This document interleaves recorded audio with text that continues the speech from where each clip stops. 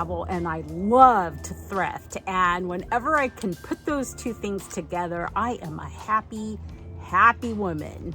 And so just come along with me. I'm going to thrift my way through Colorado. I'm going to do some relaxing, and we're just going to have a ton of fun.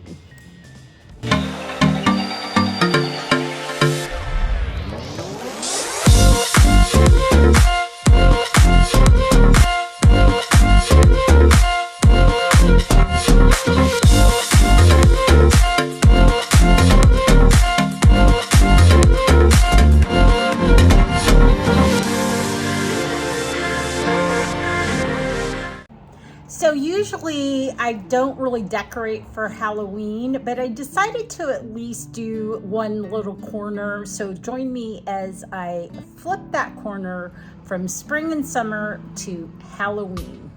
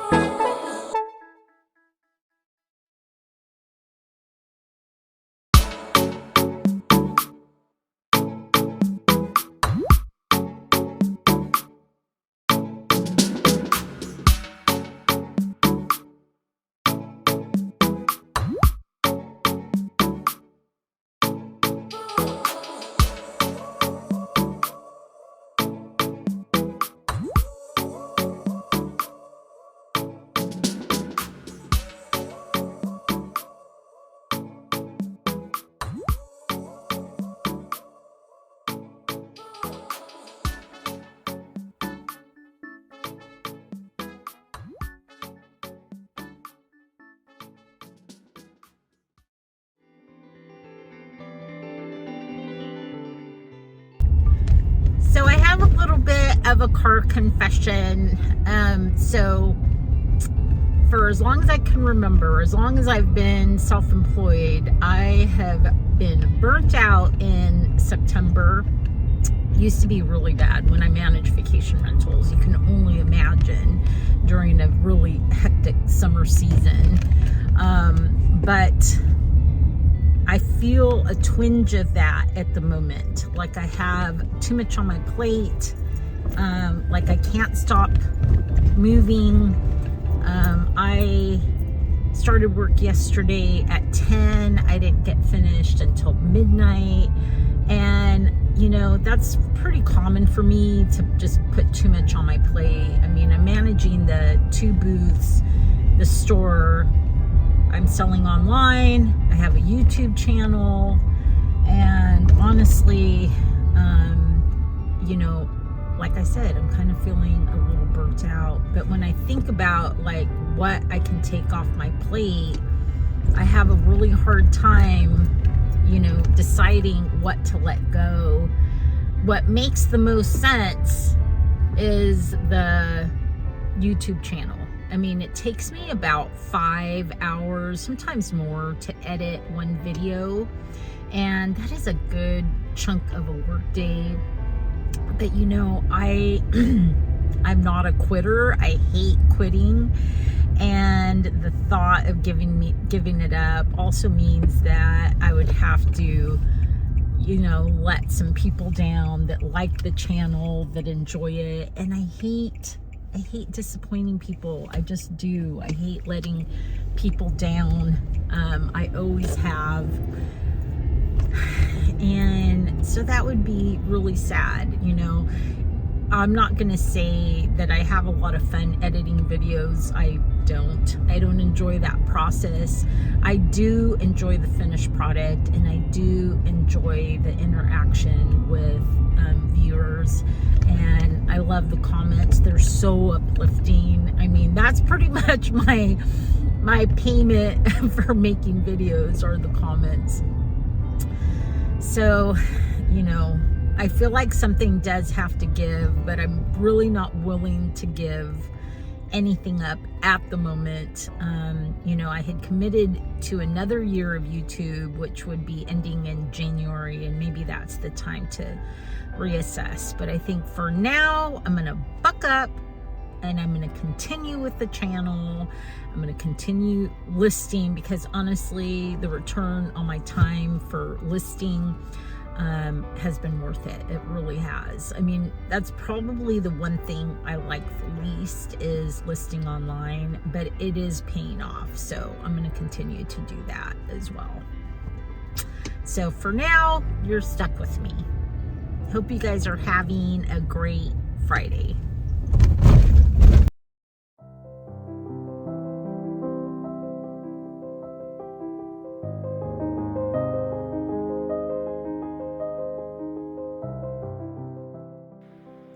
The yoga and meditation retreat couldn't have come at a better time, when I truly needed a reset of my mind and my body. It was absolutely perfection, and in such a beautiful place. This is the Darla Mountain Retreat in Colorado, and they do retreats all year long that are put on by different people. If you're interested, I'll put a link about the Darla Mountain Center down below in the description.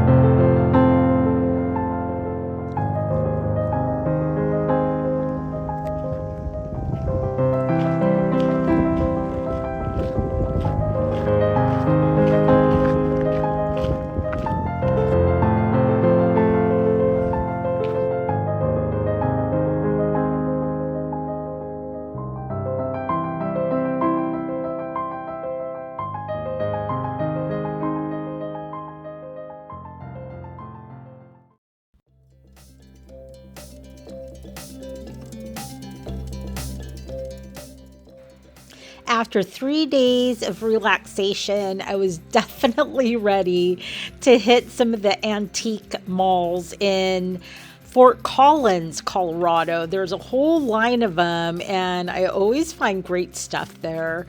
And my sister was totally up to going just to one, but it was a big one.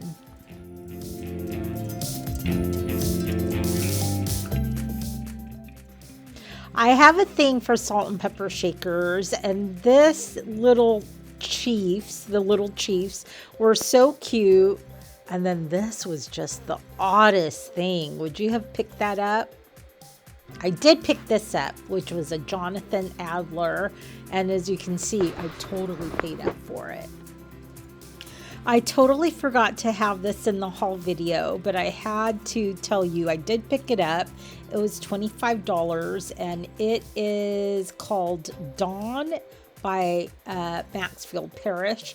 And then this is a Catherine Holmes, and I didn't pick it up because it was too huge.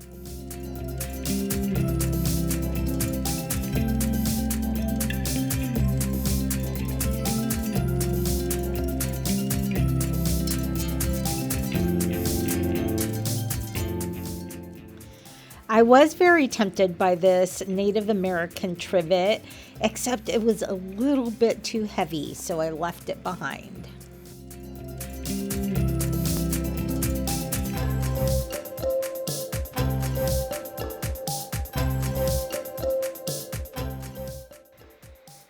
I was so tempted by these glass lemons. I thought they were so much fun.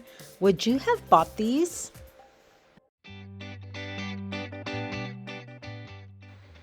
Cute as can be, and a really good price, as was this cute little thing. Although it wasn't old, I thought it was really, really adorable. This is one of my favorite booths, both because there's so much fun pops of color and fun items, but also because her prices are really good. So I always wind up buying something. And I think I missed a Fiesta butter dish that was sitting next to that orange sugar and creamer. Darn. Plus, this vendor shares my affinity for Frida Kahlo. She always has Frida Kahlo in her booth.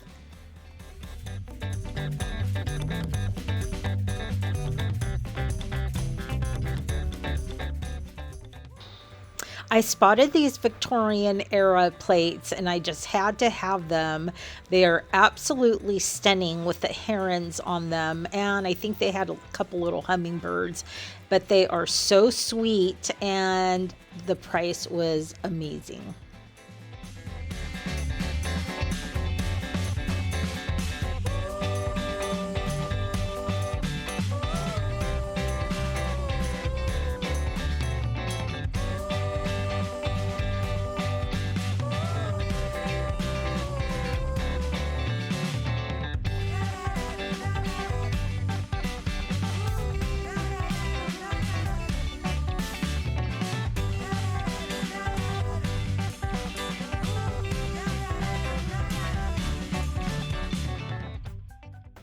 There was something about this figurine that really drew my attention, and I'm not quite sure why, but I debated and I debated, and ultimately it did come home with me.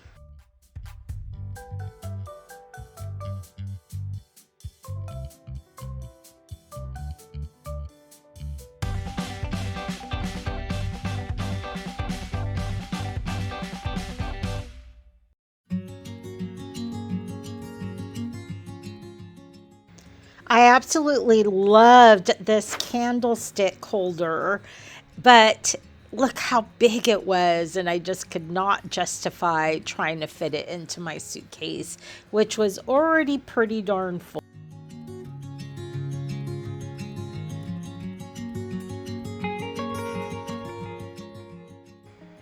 Even though we only went to 2 antique malls during my week-long visit, I was totally thrilled to walk away with quite a nice haul of some really great vintage items.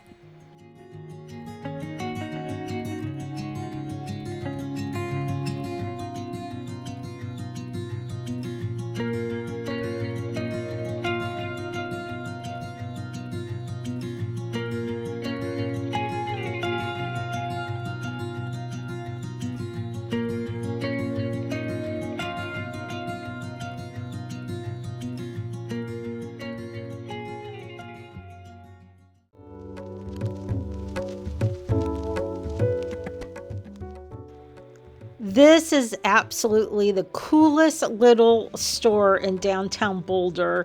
And honestly, for me, I just love going into spaces that are creatively merchandised because I always like to get ideas for my own spaces. These papers are so incredible, and all I could think of is I would love to do a DIY with some of them.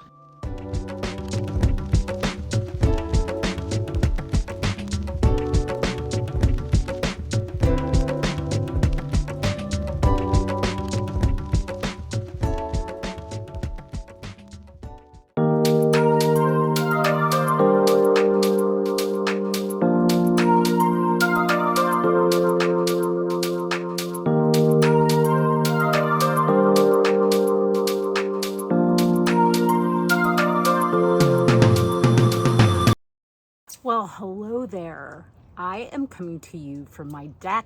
I have to take advantage of every sunny day that we get as we go into, well, we're already in fall, but soon we'll be in winter and it's going to be cold. So if you're new here, my name is Abigail. I own a vintage and antique store in Poulsbo, Washington. I have 2 antique booths in Seattle, Washington, and I list on almost all the major platforms. I also have an Instagram account, so if you're not following me there, you should, because I post content every single day. So I am feeling relaxed and rejuvenated. I have cleaned up my sleep habits since I've been back from Colorado. So while I was in Colorado, I actually came up with a solution to me just having way too much on my plate. It kind of just came to me as my mind was relaxed. And I have decided that instead of doing a video every single week, which usually takes me anywhere between 5 and 6 hours, that's just for editing, I am going to go to once every other week, but I'll make sure that the content is fun like usual and that there's a big haul at the end. All right, let's get into the haul. So the only antique store or antique mall I can ever remember that's in Colorado that I like to go to is the Lafayette Flea Market, because it's, you know, it's right on the front of the building. And I can't totally remember what I got there, but I know I got these little beauties. So these are wonderful mid-century abstract carved wood figures of women. They're very voluptuous, and after doing a little research, I think these actually come from Africa, but I love that they have their arms upstretched, and that they are voluptuous, and they're done in this beautiful polished wood. So there's 2 of them. I think I already have these listed online, and I think they're listed for $35. If you are interested, all my shops are linked down below. I also got this really cool large paperclip paper holder, and you can actually still get a similar style like this on Amazon, but it's a modern piece. This is not modern. This is a vintage piece, and I'm gonna say it's probably from the 70s. It's just a cool little desk accessory, and this one is also already online. This is a really cool piece, and I really can't decide if this really would go, you know, honestly, I think this would look great in a mid-century modern home, in a boho home, or in an Asian styled home, or even just an eclectic home. What's interesting about this little guy is he is actually a container for like a meat fork, and then these little knives. I don't know if you would actually use them or this would be a decorative piece, but I thought he was pretty cool. And he comped at like $73 online. I only found one other one like this, and so that's what I priced it at, and it is also online. And honestly, I think on these ones, I know I paid like $6.50 on these ones. This one I actually paid up for. I paid $10 for this, but I thought it was so cool I didn't want to leave it behind. And this one, I think I paid $12 for him. My sister brought me these ones, and this is a set of, they're actually made in India, but they're pewter and they look like bamboo. I thought they were cool enough, and the price was right. They were $5 a piece, so I paid $10 for the set, and these are already listed online. So I picked up these beautiful transferware bowls that are very shallow, and they are absolutely gorgeous, and they remind me of the ones that I picked up that had bugs on them in France. And this is the, what do you call that, the mark. this is the mark, and it actually says Ridgeway on them. They are absolutely gorgeous. I think I paid $12 for both of them, and I have listed them online, I think for $65. I love that they look very English, which is probably where they're from. I didn't actually research that, but that's what I'm thinking. Really paid up for this next one, but it is so cool. Look at that. This is a double-faced plump man and plump woman Jonathan Adler piece from England. I only found one like this. Actually, it's not one like this, but I found this on Jonathan Adler's site out of England, and these retail for 175 pounds, which I totally forgot to double check what that is in US dollars. Is it 2.5 to the, I'm not sure if it's like 2.5 pounds to the dollar. It's something like that. Anyways, so I paid up for him. I paid $50, and I think I have it listed for 195. There are no other plump man, plump woman, double-faced Jonathan Adlers online, unless you buy it from England. Absolutely love this next one. It's this adorable little food dog that I got in Fort Collins. I love all of the different colors, and if I had a space for him, I would totally keep him. I think what I'm going to do is I'm going to use him as a centerpiece on my island, at least for now, just to enjoy him. He's got damage right here, but I just think he's so adorable. I think I priced him at $27, and he's in my online online shops.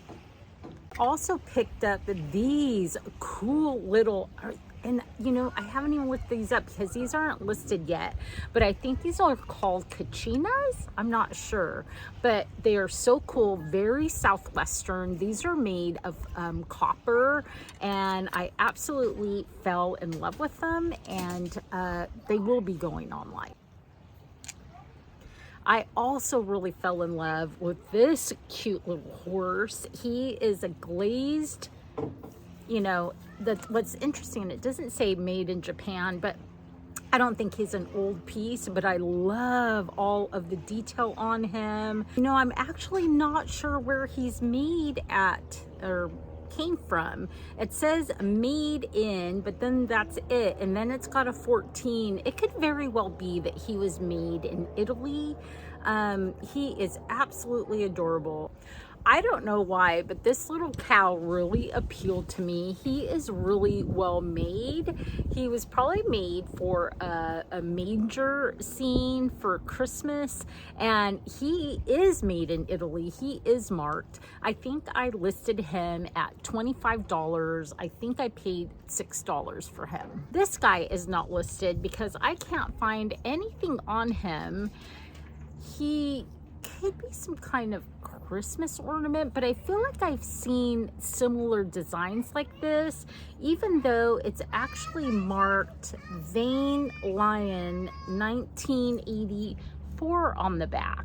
Can you see that? If anybody knows anything about these, because I feel like I've seen something similar, I would love to know. So far, he's just kind of sitting in a pile because I'm not quite sure what to do with him. I also got these in Fort Collins, these gorgeous little brass, they're super heavy, but little brass salt and pepper shakers. These were $3.99, and I think these are going to go to my Americana booth at Lander Street Vintage, which is doing really well, by the way. I'm really happy.